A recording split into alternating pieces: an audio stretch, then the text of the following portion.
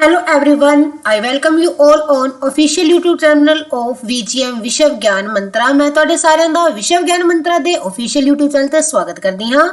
ਜਿਵੇਂ ਕਿ ਤੁਸੀਂ ਸਾਰੇ ਜਾਣਦੇ ਹੋ, ਆਪਾਂ ATT ਕੈਡਰ ਲਈ ਓਪਨ MCQ ਸੀਰੀਜ਼ ਸਟਾਰਟ ਕੀਤੀ ਹੋਈ ਹੈ, ਜਿਸ ਦੇ ਅੰਦਰ ਲਗਭਗ ਹੁਣ ਤੱਕ ਆਪਾਂ 150 ਪਲੱਸ ਕੁਐਸਚਨ ਡਿਸਕਸ ਕਰ ਚੁੱਕੇ ਹਾਂ। ਅੱਜ ਸਾਡੀ ਵੀਡੀਓ ਦਾ ਅੱਜ 9ਵਾਂ ਪਾਰਟ ਹੈ।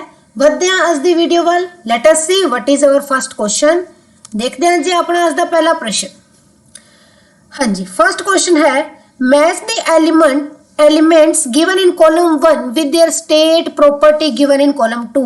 कहंदे कॉलम 1 ਵਿੱਚ ਕੁਝ ਐਲੀਮੈਂਟਸ ਦਿੱਤੇ ਨੇ ਤੇ ਕॉलम 2 ਦੇ ਅੰਦਰ ਉਹਨਾਂ ਦੀ ਸਟੇਟ, ਉਹਨਾਂ ਦੀ ਜਿਹੜੀ ਅਵਸਥਾ ਤੇ ਪ੍ਰੋਪਰਟੀ ਦਿੱਤੀ ਗਈ ਹੈ, ਉਹਨਾਂ ਨੂੰ ਆਪਾਂ ਮੈਚ ਕਰਨਾ ਹੈ। ਦੇਖਦੇ ਹਾਂ ਜੀ ਕਿਹੜੇ ਕਿਹੜੇ ਐਲੀਮੈਂਟ ਨੇ। ਫਸਟ ਹੈ ਜੀ ਲਿਕੁਇਡ ਮੈਟਲ। ਲਿਕੁਇਡ ਮੈਟਲ ਕਿਹੜੀ ਜਿਹੜੀ ਹੈ ਧਾਤ ਉਹ ਤਰਲ ਹੁੰਦੀ ਹੈ, ਤਾਂ ਸਾਰਿਆਂ ਨੂੰ ਪਤਾ ਹੈ ਜੀ ਲਿਕੁਇਡ ਮੈਟਲ ਹੁੰਦੀ ਹੈ ਜੀ ਸਾਡੇ ਕੋਲ ਮਰਕਰੀ, ਪਾਰਾ ਜਿਹਨੂੰ ਕਹਿੰਦੇ ਆ ਜੀ ਪਾਰਾ। ਸਾਈਨ ਕੀ ਹੈ ਜੀ Hg। Hg ਦਾ ਸਾਈਨ ਹੁੰਦਾ ਹੈ ਮਰਕਰੀ। ਤੇ ਫਸਟ ਦਾ ਆਪਣੇ ਕੋਲ ਬਣਦਾ ਹੈ ਜੀ B। ਠੀਕ ਹੈ। ਫਿਰ ਦੇਖੋ ਜੀ ਦੂਜਾ ਹੈ ਜੀ liquid non metal. Liquid non metal ਸਾਡੇ ਕੋਲ ਕਿਹੜੀ ਹੈ ਜੀ? ਲਿਕੁਇਡ ਨੋਨ ਮੈਟਲ ਹੁੰਦੀ ਹੈ ਜੀ ਸਾਡੇ ਕੋਲ ਬ੍ਰੋਮੀਨ। ਕੀ ਹੁੰਦੀ ਹੈ ਜੀ? ਬ੍ਰੋਮੀਨ ਜਿਹੜੀ ਸਾਡੇ ਕੋਲ ਲਿਕੁਇਡ ਨੋਨ ਮੈਟਲ ਹੈ। ਤਾਂ ਆਪਸ਼ਨ ਨੰਬਰ 2 ਦੀ ਬਣਦਾ ਜੀ ਕੋਡ ਸਾਡੇ ਕੋਲ C। ਤੀਜਾ ਹੈ ਜੀ ਸਾਡੇ ਕੋਲ ਲਸਟਰਸ, ਚਮਕਦਾਰ। ਚਮਕਦਾਰ ਕੀ ਹੁੰਦੀ ਹੈ ਜੀ? ਆਇਓਡੀਨ ਜਿਹੜੀ ਹੈ ਉਹ ਚਮਕਦਾਰ ਹੁੰਦੀ ਹੈ ਜੀ। ਤੇ ਥਰਡ ਦੀ ਆਪਸ਼ਨ ਬਣਦੀ ਹੈ ਜੀ ਸਾਡੇ ਕੋਲ A। ਨੈਕਸਟ ਹੈ ਜੀ ਹਾਰਡੈਸਟ ਸਬਸਟੈਂਸ, ਸਖਤ ਪਦਾਰਥ। ਸਖਤ ਪਦਾਰਥ ਕੀ ਹੁੰਦਾ ਜੀ? ਡਾਇਮੰਡ ਜਿਹੜਾ ਹੈ ਬਹੁਤ ਜ਼ਿਆਦਾ ਸਖਤ ਹੁੰਦਾ ਹੈ, ਤਾਂ ਇਸ ਦੀ ਬਣਦੀ ਹੈ ਜੀ D। ਹੁਣ ਆਪਾਂ ਦੇਖਦੇ ਹਾਂ ABCD ਦੇ ਅਨੁਸਾਰ ਉੱਪਰ ਕੋਡ ਦਿੱਤੇ ਨੇ A B C D। A ਹੈ ਜੀ 3, B 1, C 2, D 4। 3 1 2 4 ਜਿਹੜੀ ਆਪਸ਼ਨ ਬਣਦੀ ਹੈ ਆਪਣੇ ਕੋਲ ਕਰੈਕਟ ਹੈ ਜੀ ਆਪਸ਼ਨ ਨੰਬਰ B ਜਿਹੜੀ ਹੈ ਇਸ ਕੁਐਸਚਨ ਦੀ ਕਰੈਕਟ ਆਨਸਰ ਹੈ ਜੀ 3 1 2 4। ਦੇਖੋ ਜੀ ਰੂਮ ਟੈਂਪਰੇਚਰ ਤੇ ਸਿਰਫ ਜਿਹੜੀ ਧਾਤ ਤਰਲ ਅਵਸਥਾ ਵਿੱਚ ਹੁੰਦੀ ਹੈ ਉਹ ਸਿਰਫ ਇੱਕ ਹੀ ਹੈ, ਉਹ ਕਿਹੜੀ ਹੈ ਜੀ? ਮਰਕਰੀ, ਜਿਹਨੂੰ ਆਪਾਂ ਪਾਰਾ ਕਰਦੇ ਹਾਂ ਕਹਿੰਦੇ ਆ। ਤੇ ਇਸ ਦਾ ਸਾਈਨ ਕੀ ਹੈ ਜੀ Hg। ਜਿਹੜੀ ਲਿਕੁਇਡ ਨੋਨ ਮੈਟਲ ਹੈ ਜੀ ਉਹ ਹੈ ਜੀ ਬ੍ਰੋਮੀਨ ਸਾਡੇ ਕੋਲ। ਚਮਕਦਾਰ ਹੈ ਤਾਂ ਦੀ ਗੱਲ ਕਰੀਏ ਤਾਂ ਉਹ ਹੁੰਦੀ ਹੈ ਜੀ ਆਇਓਡੀਨ। ਤੇ ਹਾਰਡੈਸਟ ਸਬਸਟੈਂਸ ਜਿਹੜਾ ਹੈ ਜੀ ਉਹ ਡਾਇਮੰਡ ਹੁੰਦਾ ਹੈ, ਹੀਰਾ ਜਿਹੜਾ ਹਾਰਡੈਸਟ ਸਬਸਟੈਂਸ ਹੈ। ਤੇ ਆ ਕੀ ਹੈ? ਡਾਇਮੰਡ ਕੀ ਹੈ ਜੀ? ਇੱਕ ਕਾਰਬਨ ਦਾ ਐਲੋਟ੍ਰੋਪ ਹੈ। ਕਾਰਬਨ ਐਲੋਟ੍ਰੋਪ ਹੈ। ਦੋ ਕਾਰਬਨ ਐਲੋਟ੍ਰੋਪ ਹੋਰ ਹੈਗੇ ਨੇ, ਕਿਹੜੇ ਕਿਹੜੇ ਹੈਗੇ ਨੇ ਜੀ? ਇੱਕ ਹੈ ਜੀ ਗ੍ਰੇਫਾਈਟ, ਇੱਕ ਹੈ ਜੀ ਬਕਮਿੰਸਟਰ ਫੁਲਰੈਂਸ। ਬਕਮਿੰਸਟਰ ਫੁਲਰੈਂਸ।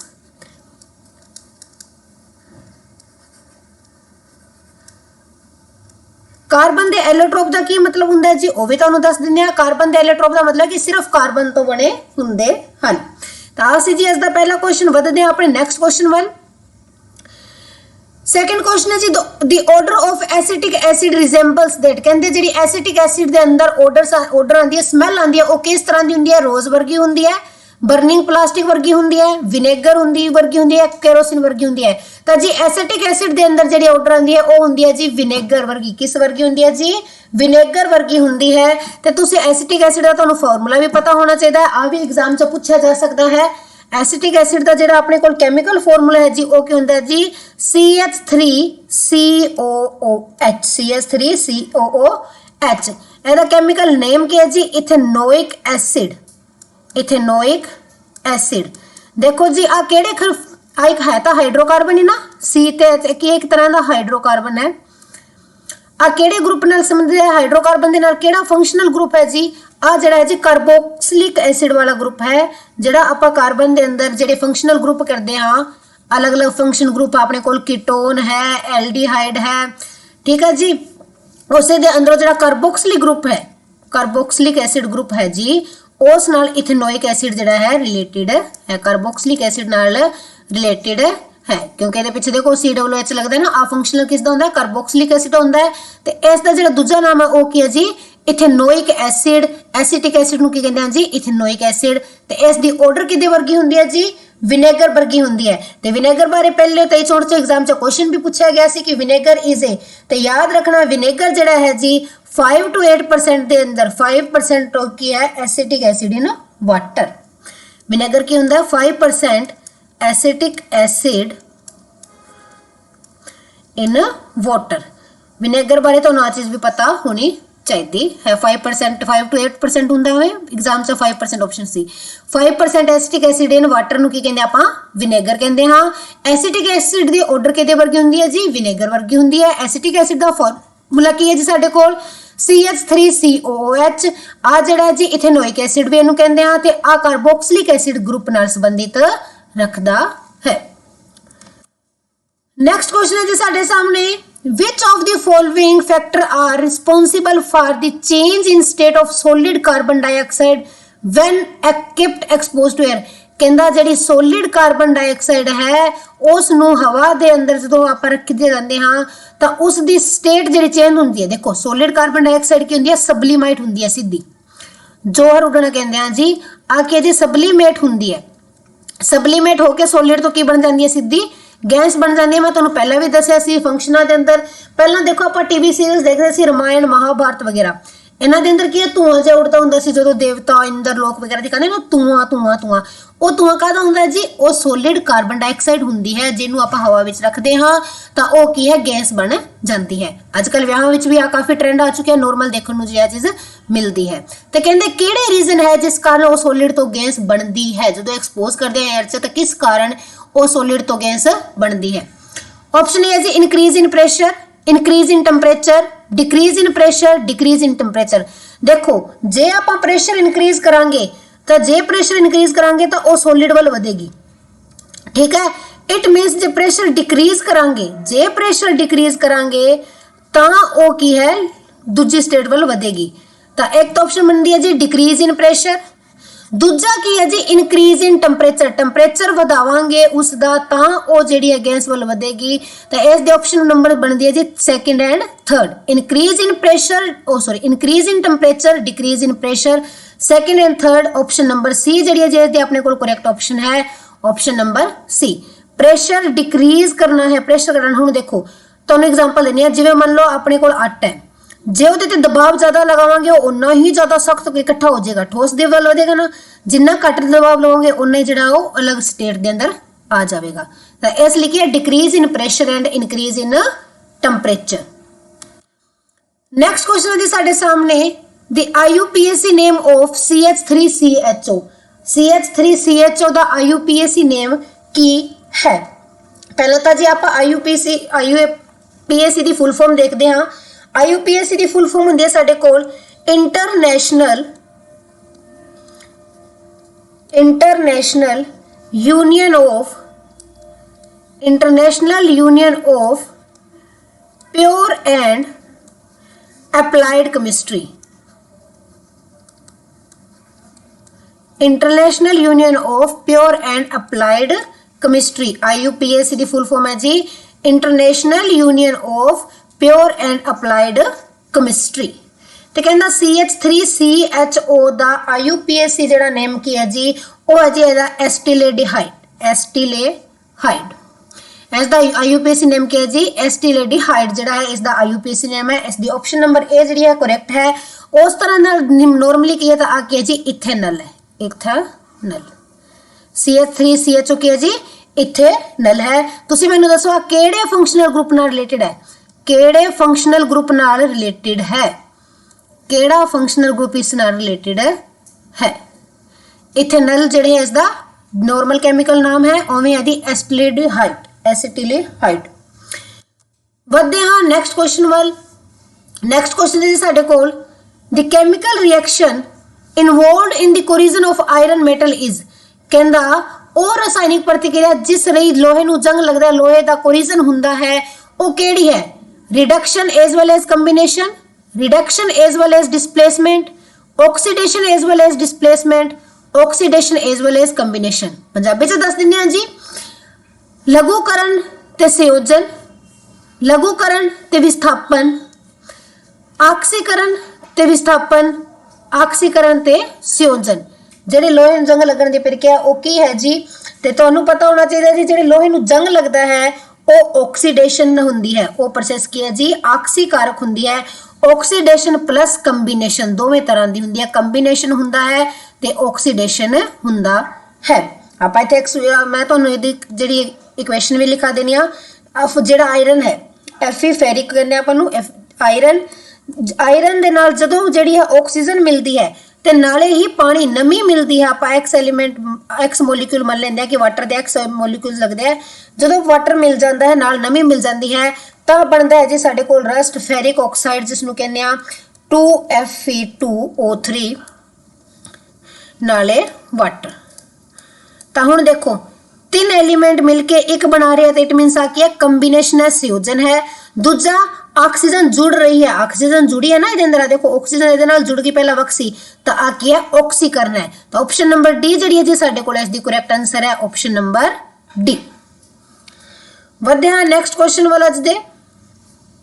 नेक्स्ट क्वेश्चन है जी साडे सामने, the main function of rhizobium bacteria, जेड़ा राइजोबियम बैक्टीरिया है उसका मुख्य काम की है, उसका मुख्य काम की है जी to convert free nitrogen into nitrate, free nitrogen नु नाइट्रेट विच बदलना, to convert the nitrate into nitrogen, nitrate नु नाइट्रोजन च बदलना, डीकंपोजिशन ऑफ अमोनिया साल्ट नु डीकंपोजिश करना या डीनाइट्रिफिकेशन। तो इन्हां दा जेड़ा मुख्य काम है जी वो है जी डीनाइट्रिफिकेशन।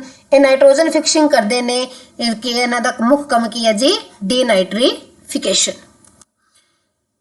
नेक्स्ट क्वेश्चन है जी साडे सामने इसदा, the direction of current in the coil at one end of an electromagnet. कहंदा एक करंट कॉइल है, करंट दी जेड़ी कुंडली है मान लेने, करंट कोयल दे अंदर की है जी जेडी डायरेक्शन है, सॉरी करंट कोयल दे अंदर एक एंड ते उत्ते जेडी डायरेक्शन है इलेक्ट्रोमैग्नेट दी वो क्लॉकवाइज है।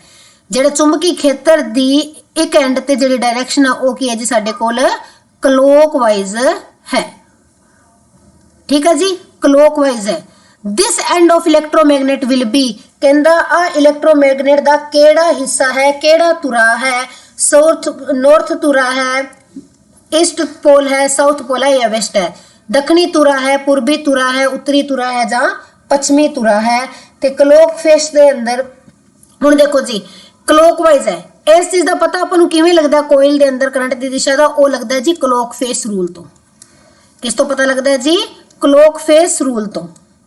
ठीक है जी, क्लॉक फेस रूल दे अकॉर्डिंग जे डायरेक्शन क्लॉकवाइज है, जे डायरेक्शन अपनी क्लॉकवाइज है तो वो की होएगा जी साउथ पोल होएगा। केड़ा पोल होएगा जी साउथ पोल होएगा। जे क्लॉकवाइज डायरेक्शन है तो केड़ा पोल हुंदा है जी साडे कोल साउथ पोल हुंदा है। सॉरी, जेडी डायरेक्शन ऑफ करंट दी कहंदा ध्यान नाल सुनो, कहंदे क्लॉकवाइज डायरेक्शन है, जे डायरेक्शन क्लॉकवाइज है तो वो केड़ा पोल होएगा साउथ पोल हुंदा है। केड़ा पोल हुंदा जी साउथ पोल हुंदा है। वधदे हां जी अज दे अपने अपन नेक्स्ट क्वेश्चन वल। नेक्स्ट क्वेश्चन है जी साडे कोल, when the area of cross section of conductor, when the area of cross section of conductor is doubled it's resistance become. कहंदे कोई कंडक्टर है ते उस दे क्रॉस सेक्शन दा जेड़ा एरिया है उसनू डबल कर दिता गया। की करता डबल कर दिता गया तो रेजिस्टेंस कितनी होगी, रेजिस्टेंस ते की असर पड़ेगा। देखो जी इस तरह के क्वेश्चन एग्जाम से पूछने के बहुत ज्यादा चांस ने। जेडे भी तुहानू heating effect of electricity, Ohm's law, जिन्ने भी फॉर्मूलेज लिखाए ने उन्होंने ध्यान नाल याद रखना है। जे तुहानू फॉर्मूलेज याद ने तो क्वेश्चन ना देखे होंगे ना तां भी तुसीं सोल्व कर सकते हो। हुण देखो जी आपां आई क्वेश्चन सोल्व करते हैं। इस क्वेश्चन ਨੂੰ ਆਪਾਂ ਦੇਖਦੇ ਹਾਂ। ਕਹਿੰਦਾ ਜਦੋਂ area of conductor cross section ਜਿਹੜਾ ਹੈ ਉਸ ਦਾ ਉਹ ਵਧਾ ਦਿੱਤਾ ਜਾਵੇ, ਦੁੱਗਣਾ ਕਰ ਦਿੱਤਾ ਜਾਵੇ ਤਾਂ ਰੈਜ਼ਿਸਟੈਂਸ ਕਿੰਨੀ ਹੋਵੇਗੀ। ਰੈਜ਼ਿਸਟੈਂਸ ਤੇ ਜਿਹੜਾ ਹੈ ਜੀ ਕੀ ਅਸਰ ਪਵੇਗਾ। ਰੈਜ਼ਿਸਟੈਂਸ ਕਿੰਨੀ ਹੋਵੇਗੀ, ਦੁੱਗਣੀ ਹੋਵੇਗੀ, ਅੱਧੀ ਹੋਵੇਗੀ ਜਾਂ ਫਿਰ 4 ਗੁਣੀ ਹੋ ਜਾਏਗੀ ਜਾਂ ਫਿਰ ਚੌਥਾਈ 1/4 ਰਹਿ ਜਾਵੇਗੀ। ਕਹਿੰਦਾ ਜੀ ਡਬਲ ਹੋਵੇਗੀ, ਹਾਫ ਹੋਵੇਗੀ, 4 टाइम ਹੋਵੇਗੀ ਜਾਂ 1/4 ਰਹਿ ਜਾਵੇਗੀ। देखो जी रेजिस्टेंस होंगी अपने कोल resistivity into length divide by area. आ जो अपने कोल फार्मूला होंदा जी रेजिस्टेंस दा, resistivity into length divide by area. हुण देखो आ मान लेने अपने कोल पहला सी रजिस्टेंस, हुण की किता, हुण आपां एरिया करता डबल, बाकी चीज़ां सेम ने, एरिया करता डबल। एरिया की हो गया जी पहला तो दुगना 2a हो गया। हुण इन्हां दोनों दे अंदर रिलेशन की है, पहला आर सी इन्नी, हुण किन्नी होगी पहला तो 1/2 मतलब कि हाफ रह गई। तो यदि करेक्ट ऑप्शन बनेगी साडे कोल हाफ। जे area of cross section double कर दिता गया है तो रेजिस्टेंस किन्नी रहेगी जी हाफ रह जाएगी, अद्धी रह जाएगी। किन्नी रह जाएगी जी अद्धी जी रेजिस्टेंस है साडे कोल रह जाएगी। वधदे हां जी नेक्स्ट क्वेश्चन वाल। 9th क्वेश्चन है अज दा अपने सामने, which of following can produce longitudinal waves as well as transverse wave under different condition। ਇਹਨਾਂ ਵਿੱਚੋਂ ਕਿਹੜਾ ਹੈ ਜਿਹੜਾ ਵੱਖ-ਵੱਖ ਕੰਡੀਸ਼ਨਾਂ ਦੇ ਅੰਦਰ ਲੰਬੇ ਦਾ ਅਤੇ ਆਡੇ ਦਾ ਦੋਵੇਂ ਤਰੰਗਾਂ ਪੈਦਾ ਕਰਦਾ ਹੈ। ਲੰਬੇ ਦਾ ਤੇ ਆਡੇ ਦਾ ਦੋਵੇਂ ਤਰੰਗਾਂ ਜਿਹੜੀ ਹੈ ਉਹ ਪੈਦਾ ਕਰਦਾ ਹੈ। ऑप्शन ए है जी पानी, ऑप्शन बी है टीवी ट्रांसमीटर, ऑप्शन सी है स्लिंकी, ऑप्शन डी है ट्यूनिंग फ्रॉम। तो इसका करेक्ट आंसर है जी ऑप्शन नंबर सी स्लिंकी ਜਿਹੜਾ ਹੈ ਜੀ ਉਹ ਲੰਬੇ ਦਾ ਤੇ ਅੱਡੇ ਦਾ ਦੋਵੇਂ ਤਰੰਗਾ ਪੈਦਾ ਕਰਦਾ ਹੈ। ਹੁਣ ਤੁਹਾਨੂੰ ਸਲਿੰਕੀ ਬਾਰੇ ਪਤਾ ਵੀ ਹੋਣਾ ਚਾਹੀਦਾ ਹੈ। ਸਲਿੰਕੀ ਇੱਕ ਸਪਰਿੰਗ ਹੁੰਦਾ ਹੈ ਜੀ, ਐਵੇਂ ਤੁਸੀਂ ਮੇਲਿਆਂ 'ਚ ਦੇਖਿਆ ਹੋਵੇਗਾ ਕਲਰਫੁਲ ਐਵੇਂ ਸਪਰਿੰਗ ਜਿਹਾ ਦਿਖਾਉਂਦੇ ਆ, ਉਸ ਟਾਈਪ ਦਾ ਹੀ ਹੁੰਦਾ ਹੈ। ਐਵੇਂ ਸਪਰਿੰਗ ਹੁੰਦਾ ਗੋਲ, ਇਹਦੇ ਨਾਲ ਜਿਹੜਾ ਟ੍ਰਿਕਸ ਕਰਦੇ ਰਹਿੰਦੇ ਨੇ, ਖੇਲਦੇ ਰਹਿੰਦੇ ਨੇ, ਜਿਹੜੇ ਆ ਖੁੱਲਾ ਕਰਦੇ ਨੇ ਉਸ ਨੂੰ ਫਿਰ ਟਾਈਟ ਕਰ ਕਲਰਫੁਲ ਜਿਹਾ ਕਾਫੀ ਮੇਲਿਆਂ 'ਚ ਕਾਫੀ ਦੇਖਣ ਨੂੰ ਮਿਲਦਾ ਹੈ। ਇਸ ਤਰ੍ਹਾਂ ਕੋਇਲ ਦੇ ਥਰੂ ਹਾਫ ਸਰਕਲ ਦੇ ਅੰਦਰ ਸਪਰਿੰਗ ਹੁੰਦਾ ਐਵੇਂ, ਉਹਨੂੰ ਕਹਿੰਦੇ ਆ ਜੀ ਸਲਿੰਕੀ। ਇਸ ਤਰ੍ਹਾਂ ਦੇ ਸਪਰਿੰਗ ਨੂੰ ਕੀ ਕਹਿੰਦੇ ਆ ਜੀ ਸਲਿੰਕੀ ਕਹਿੰਦੇ ਹਾਂ। ਤੇ ਜਿਹੜਾ ਸਲਿੰਕੀ ਹੈ ਜੀ ਆਹ ਦੋਵੇਂ ਤਰ੍ਹਾਂ ਦੀਆਂ ਤਰੰਗਾਂ ਜਿਹੜੀਆਂ ਸਾਡੇ ਕੋਲ ਪੈਦਾ ਕਰਦਾ ਹੈ। ਆ ਟ੍ਰਾਂਸਵਰਸ ਵੀ ਕਰਦਾ ਹੈ ਤੇ ਲੌਂਗੀਟਿਊਡਨਲ ਵੀ ਕਰਦਾ ਹੈ। ਤੇ ਇਹ ਸਪਰਿੰਗ ਦੀ ਸਭ ਤੋਂ ਪਹਿਲਾਂ ਖੋਜ ਕਿਸਨੇ ਕੀਤੀ ਸੀ ਤੁਹਾਨੂੰ ਆ ਵੀ ਪਤਾ ਹੋਣਾ ਚਾਹੀਦਾ। ਸਪਰਿੰਗ ਦੀ ਖੋਜ ਜਿਹੜੀ ਕੀਤੀ ਸੀ ਜੀ ਰਿਚਾਰਡ ਜੇਮਸ ਨੇ ਕੀਤੀ ਸੀ। ਰਿਚਾਰਡ ਜੇਮਸ ਸੌਰੀ ਇਸ ਦੀ ਖੋਜ ਜਿਹੜੀ ਆ ਉਹ ਰਿਚਾਰਡ ਜੇਮਸ ਨੇ ਕੀਤੀ ਸੀ। ਵਧਦੇ ਹਾਂ ਜੀ ਆਪਣੇ ਅਗਲੇ ਕੁਐਸਚਨ ਵੱਲ। 10th ਕੁਐਸਚਨ ਹੈ ਜੀ ਅੱਜ ਦਾ ਸਾਡੇ ਕੋਲ। Potential energy of a person is minimum when. किसी व्यक्ति दी पोटेंशियल एनर्जी घट कदों होवेगी, न्यूनतम कदों होवेगी। पोटेंशियल एनर्जी सारे जानते हो जी स्थितिज ऊर्जा, जदों चीज मोशन च नहीं है उस टाइम जिहड़ी उसके अंदर ऊर्जा है जी उन्होंने की कहते हैं जी स्थितिज ऊर्जा कहते हैं, पोटेंशियल एनर्जी कहा जाता है। उसनूं की कहते हैं जी पोटेंशियल एनर्जी कहते हैं। ऑप्शन ए जी person is sitting on ground, मनुख जिहड़ा धरती ते बैठा है। Person is lying on the ground, जो कोई व्यक्ति धरती ते सुता है। Person is sitting on chair, मनुख चेयर ते बैठा है। पर्सन इज स्टैंडिंग, मनुख जिहड़ा वो खड़ा है। एक व्यक्ति खड़ा है, व्यक्ति बैठा है, व्यक्ति धरती ते बैठा है, व्यक्ति कुर्सी ते बैठा है, व्यक्ति सुता पे है, या व्यक्ति खड़ा है। तो देखो जी ਤੁਹਾਨੂੰ पता होना चाहिए जी पोटेंशियल एनर्जी होंगी है वो डायरेक्टली प्रोपोर्शनल होंगी है height of object, height they directly proportional होंगी है। पोटेंशियल एनर्जी का फार्मूला भी तुहानू पता होना चाहिए है mgh, है ना। हाइट दे की है डायरेक्टली प्रोपोर्शनल, जे हाइट ज़्यादा पोटेंशियल एनर्जी ज़्यादा, जे हाइट कम पोटेंशियल एनर्जी कम। ठीक है, हुण देखो जे व्यक्ति बैठा है उसकी हाइट उच्ची है ज़्यादा होएगी, चेयर ते बैठा तो भी ज़्यादा होगी, खड़ा है तो होर ज़्यादा होगी। पर जो सुता पे तो उसकी हाइट बहुत घट है तो उस टाइम पोटेंशियल एनर्जी जी मिनिमम होएगी। तो ऑप्शन नंबर बी है जी साडे कोल करेक्ट। जो पर्सन लाइंग ऑन ग्राउंड है, जो ग्राउंड ते हैगा है तो उसकी पोटेंशियल एनर्जी की है जी मिनिमम हैगी है, मिनिमम होवेगी। ठीक है जी, नैक्सट क्वेश्चन वाल बढ़ते हैं। नैक्सट क्वेश्चन है जी तुहाडे सामने, The size of the pupil of eye is adjusted by, मनुखी अख दे pupil दा जिहड़ा size है उसनू कौन adjust करता है। जिहड़ी मनुखी अख है उहदे अंदर pupil हुंदा है, उसदा जिहड़ा आकार है उसनू कौन adjust करता है। तो पहला तो आपां देख लेंदे हां जी pupil करदा की है। pupil की करदा है जी कंट्रोल करदा अपनी अख दे अंदर जाण वाली लाइट नू, कंट्रोल दी लाइट एंटरिंग आई कि अख विच किन्नी जिहड़ी है लाइट प्रकाश जाना चाहिए है उसनू कंट्रोल करता है प्यूपिल। ठीक है, प्यूपिल का वर्क है प्रकाश अख दे अंदर एंटर करने वाले प्रकाश नू कंट्रोल करना। ठीक है, तो जो प्यूपिल का साइज है उसनू कौन कंट्रोल करता है जी, उसनू कंट्रोल करता है आइरिस। आइरिस जिहड़ा है जी प्यूपिल के साइज नू कंट्रोल करता है। आइरिस का काम है प्यूपिल के साइज नू कंट्रोल करना। देखो जे लाइट ज़्यादा जानी चाहिए है तो आइरिस जिहड़ा है प्यूपिल के साइज नू वड्डा कर दिंदा है, जिस कारण लाइट अंदर ज़्यादा एंटर करती है। जे आ लाइट घट एंटर करनी है तो इस आइरिस जिहड़ा प्यूपिल के साइज नू छोटा कर दिंदा है, जिस कारण लाइट अंदर घट जाती है। देखो जो तुसीं आइज़ का चैकअप कराउण जांदे हो ना, डॉक्टर कई बार आई ड्रॉप पाते तुहाडी आइज़ का चैकअप करन तो पहला।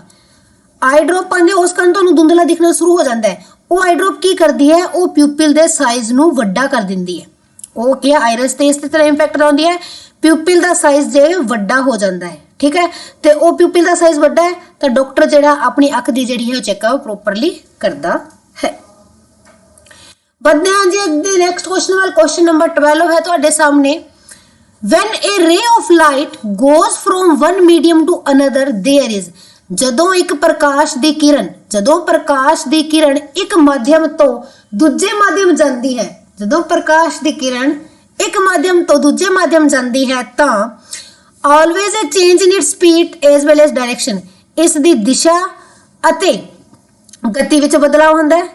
ਨਾ ਗਤੀ ਬਦਲਦੀ ਨਾ ਦਿਸ਼ਾ ਬਦਲਦੀ, ਨਾ ਸਿਰਫ ਗਤੀ ਬਦਲਦੀ ਹੈ ਦਿਸ਼ਾ ਨਹੀਂ ਬਦਲਦੀ, ਸਿਰਫ ਦਿਸ਼ਾ ਬਦਲਦੀ ਹੈ ਗਤੀ ਨਹੀਂ ਬਦਲਦੀ। ਦੇਖੋ ਤੁਹਾਨੂੰ ਪਤਾ ਹੈ ਰਿਫਰੈਕਸ਼ਨ ਬਾਰੇ ਆਪਾਂ ਗੱਲ ਕਰਦੇ ਹਾਂ। ਰਿਫਰੈਕਸ਼ਨ ਕੀ ਹੁੰਦਾ ਹੈ ਕਿ ਪ੍ਰਕਾਸ਼ ਕਿਰਨ ਇੱਕ ਮਾਧਿਅਮ ਤੋਂ ਦੂਜੇ ਮਾਧਿਅਮ ਵਿੱਚ ਦਾਖਲ ਹੁੰਦੀ ਹੈ ਤਾਂ ਉਸ ਦੀ ਗਤੀ ਤੇ ਦਿਸ਼ਾ ਬਦਲਦੇ ਹਨ। ਰੇਅਰ ਟੂ ਡੈਂਸਰ ਜਾਂਦੀ ਹੈ ਤਾਂ ਨੋਰਮਲ ਦੇ ਵੱਲ ਹੁੰਦੀ ਹੈ, ਫਿਰ ਨੋਰਮਲ ਤੋਂ ਦੂਰ ਹੋ ਜਾਂਦੀ ਹੈ। ਆ ਮੰਨ ਲਓ ਪ੍ਰਕਾਸ਼ ਕਿਰਨ ਹੈ ਜੀ, ਆ ਅੰਦਰ ਆ ਰਹੀ ਹੈ ਇੱਕ ਮੀਡੀਅਮ ਤੋਂ ਦੂਜੇ ਅੰਦਰ, ਆ ਇਹਦੇ ਅੰਦਰ ਨੋਰਮਲ ਹੈ। ਆ ਹੈ ਜੀ ਆਪਤਿਤ ਕਿਰਨ, ਆ ਹੁੰਦਾ ਐਂਗਲ ਆਫ ਇਨਸੀਡੈਂਸ, ਆ ਫਿਰ ਨੋਰਮਲ ਵੱਲ ਮੁੜ ਗਈ। ਆ ਹੈ ਜੀ ਐਂਗਲ ਆਫ ਰਿਫਰੈਕਸ਼ਨ, अपवर्तित कोण, एंगल ऑफ रिफ्रैक्शन कहने आ। फिर जो वापस बाहर निकलेगी तो फिर वापस सेम से आ गई। आ इधर एंगल ऑफ इंसिडेंस, आ इधर एंगल ऑफ रिफ्रैक्शन, ठीक है। तो जो एक माध्यम तो दूसरे माध्यम जाती है तो दिशा तो बदलती है। तो दिशा किस कारण बदलती है? क्योंकि इसकी गति में चेंज आता है। तो इसकी करेक्ट ऑप्शन बनेगी साडे कोल option number A, always change in its speed as well as direction. Option number A जी इसकी करेक्ट ऑप्शन है। बढ़ते हैं जी आप अज दे नेक्स्ट क्वेश्चन वाल। नेक्स्ट क्वेश्चन तुहाडे सामने question number 30। A magnetic field exert no force on, एक चुंबकी खेतर किस ऊपर अपना बल नहीं लगाउंदा, किस चीज ऊपर उसका बल नहीं लगता? ऑप्शन ए है जी an electric charge moving perpendicular to its direction, कहता कि इलैक्ट्रिक चार्ज है जेह्ड़े इस दी डायरेक्शन दे परपेंडिकुलर मूव कर रहा है। एन अनमैग्नेटाइज्ड आयरन बार, एक गैर चुंबकी iron bar. A stationary electric charge, एक जिहड़ा है रुकिया होया इलैक्ट्रिक चार्ज उस ते, जां एक मैगनेट ते, किस चीज ते जिहड़ा है चुंबक अपना प्रभाव जिहड़ा है मैग्नेटिक फील्ड जिहड़ा आपदा फोर्स नहीं लगाउंदा।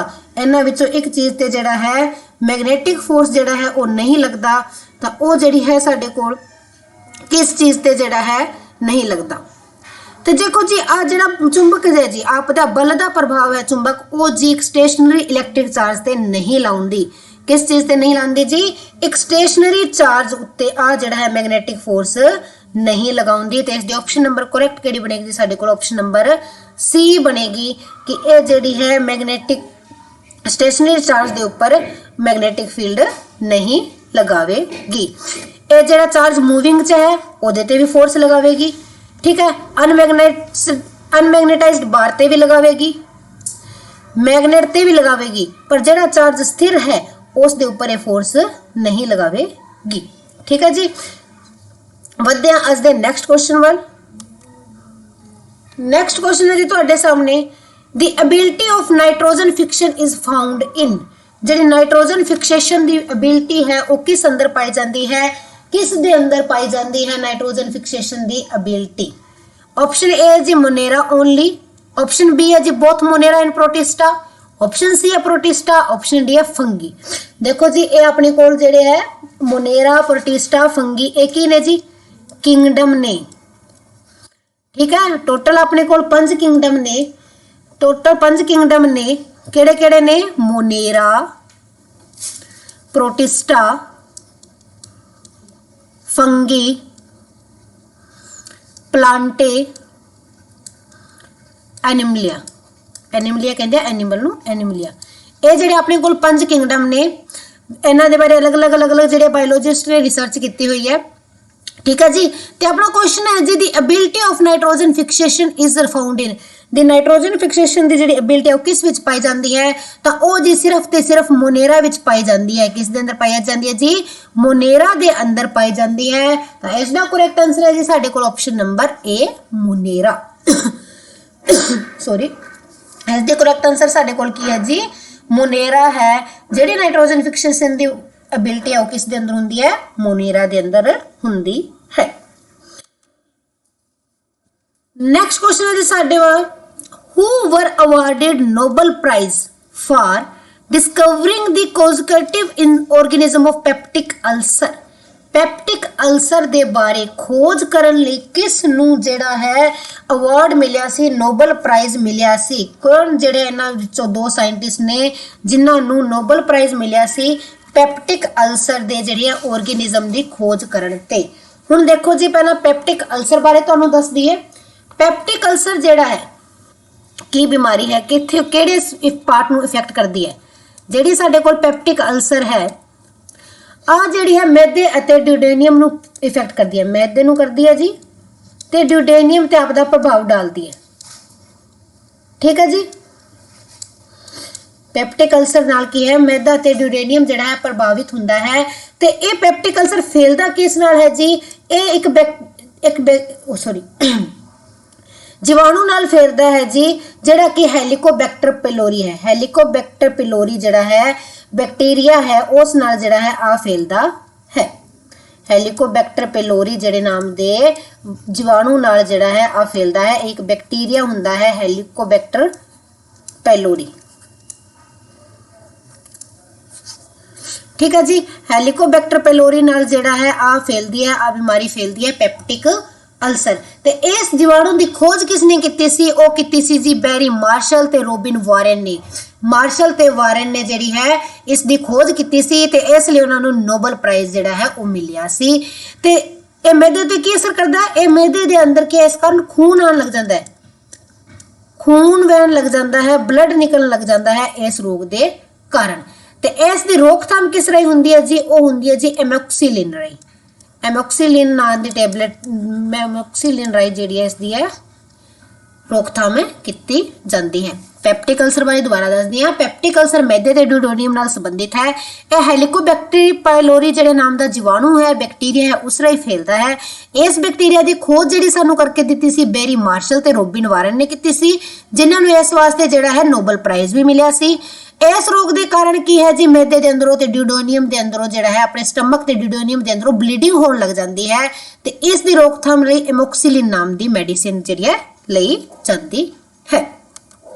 वधदे हां जी अज दे अपने नैक्सट क्वेश्चन वल।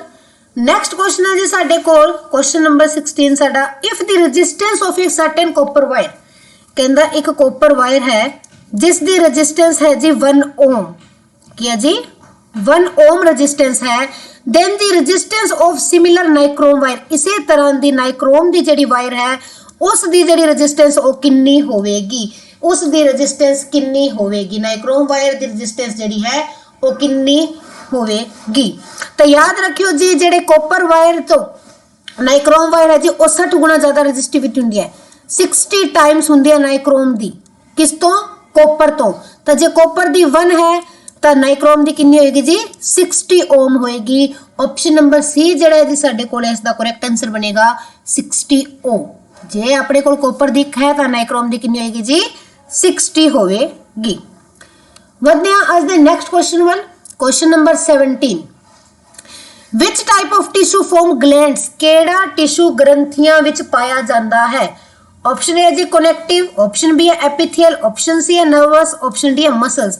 ਜਿਹੜੀਆਂ ਗ੍ਰੰਥੀਆਂ ਨੇ ਉਸ ਵਿੱਚ ਕਿਹੜਾ ਟਿਸ਼ੂ ਪਾਇਆ ਜਾਂਦਾ ਹੈ ਜੀ? ਜੋੜਕ ਟਿਸ਼ੂ ਪਾਇਆ ਜਾਂਦਾ ਹੈ, ਅਧਿਛਦ ਟਿਸ਼ੂ ਪਾਇਆ ਜਾਂਦਾ ਹੈ, ਨਾੜੀ ਟਿਸ਼ੂ ਪਾਇਆ ਜਾਂਦਾ ਹੈ ਜਾਂ ਮਾਂਸਪੇਸ਼ੀ ਟਿਸ਼ੂ ਪਾਇਆ ਜਾਂਦਾ ਹੈ? ਗ੍ਰੰਥੀਆਂ ਦੇ ਅੰਦਰ ਕਿਹੜਾ ਟਿਸ਼ੂ ਪਾਇਆ ਜਾਂਦਾ ਹੈ?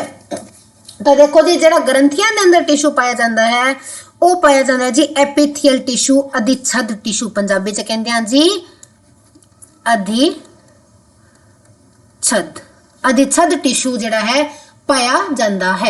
देखो जी अधिछद नूं ना अगे आपां मेन 4 पार्ट विच वंडदे हां, उवें इस दे पार्ट ज़्यादा सिलेटेड वगैरह करें, पर मुख दे 4 भाग ने स्केली, कणाकार, स्तंभकार ते स्थैकार।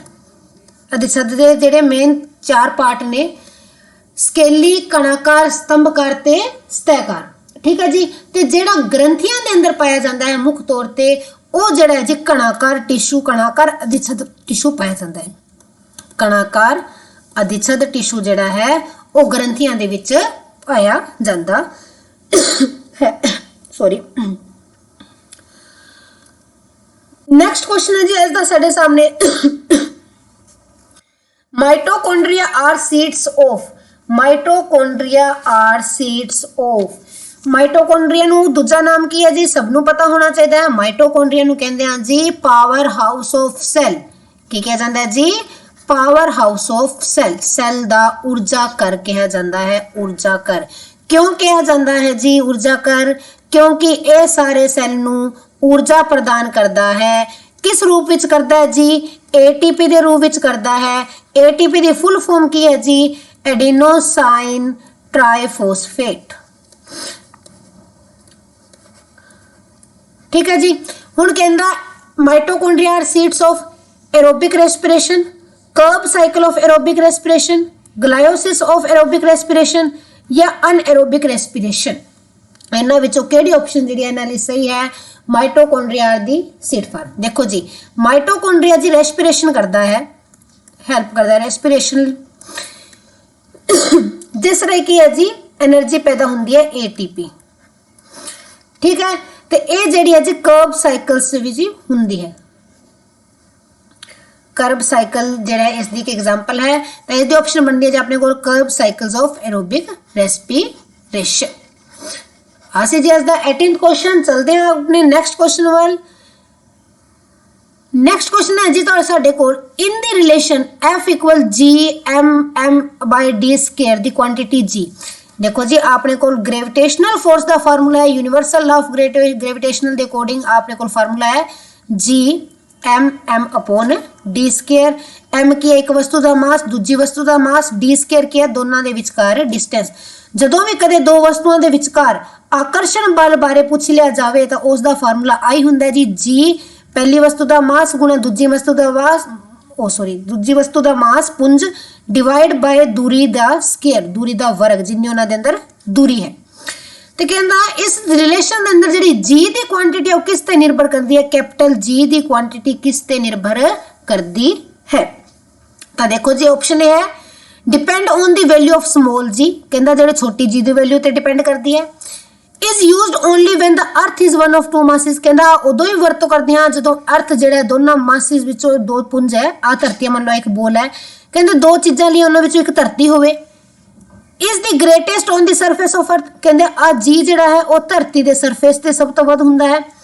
Is of the same value irrespective of the place, कहंदा प्लेस भावें कोई भी आ हमेशा सेम समान ही मिलदा है। तो देखो जी मैं तुहानूं पिछली वीडियो विच भी दस्सिया सी जिहड़ा साडे कोल कैपिटल जी है, जिहड़ा साडे कोल कैपिटल जी है वो की है जी, वो एक यूनिवर्सल कांस्टेंट है। कैपिटल जी साडे कोल की है जी, यूनिवर्सल ग्रेविटेशनल कांस्टेंट है।